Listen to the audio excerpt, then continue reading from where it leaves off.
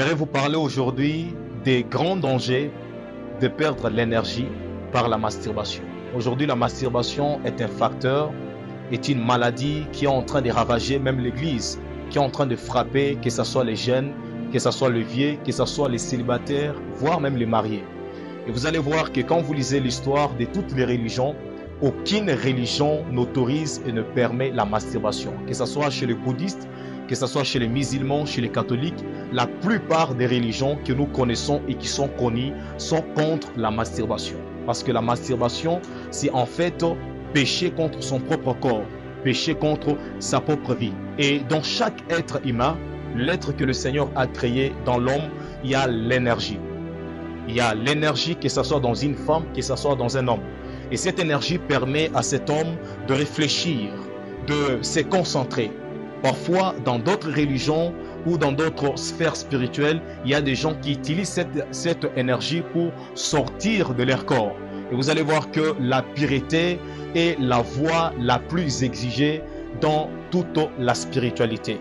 Mais aujourd'hui, beaucoup de personnes qui sont dans ça, ils ont prié, ils ont cherché des versets, ils ont été dans des retraites. Les autres, on leur a imposé de main.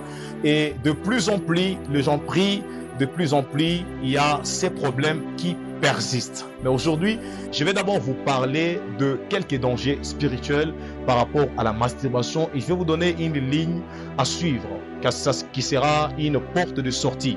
Et au travers de cette porte, vous allez trouver une solution et vous allez pouvoir vous en sortir de cette situation qu'on appelle la masturbation. Déjà par définition, lorsqu'on parle de la masturbation, on est en train de parler de cette attitude que vous avez de vous donner le plaisir, donc de vous faire plaisir vous-même.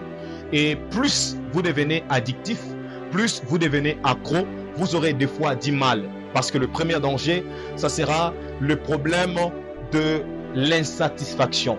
La plupart des personnes qui vivent dans la masturbation, même quand cette personne ou quand ce dernier se marie, la personne aura du mal à être satisfaite, soit par son épouse, soit par son époux. Et il y a des gens qui se contentent de se masturber que d'avoir des relations intimes avec les personnes qu'ils ont épousées ou avec des personnes avec qui ils sont en couple. D'ailleurs, je me rappelle il y a quelques temps, je récite un tel cas, ça fait quelques années, où la personne me disait, moi quand je vis avec mon mari, homme de Dieu, je ne sens rien, mais quand je le fais seul, je suis comblé, je suis très heureux. Parce que vous allez comprendre que le taux de la masturbation chez les femmes est plus élevé que par rapport aux hommes.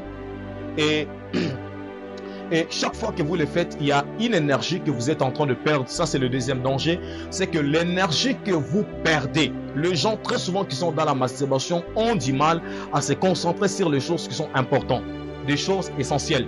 Et vous allez voir que c'est une personne qui, plus il se masturbe et plus il n'est pas concentré. Et le troisième danger, c'est que la personne qui se masturbe, il finit avec le temps à se détester.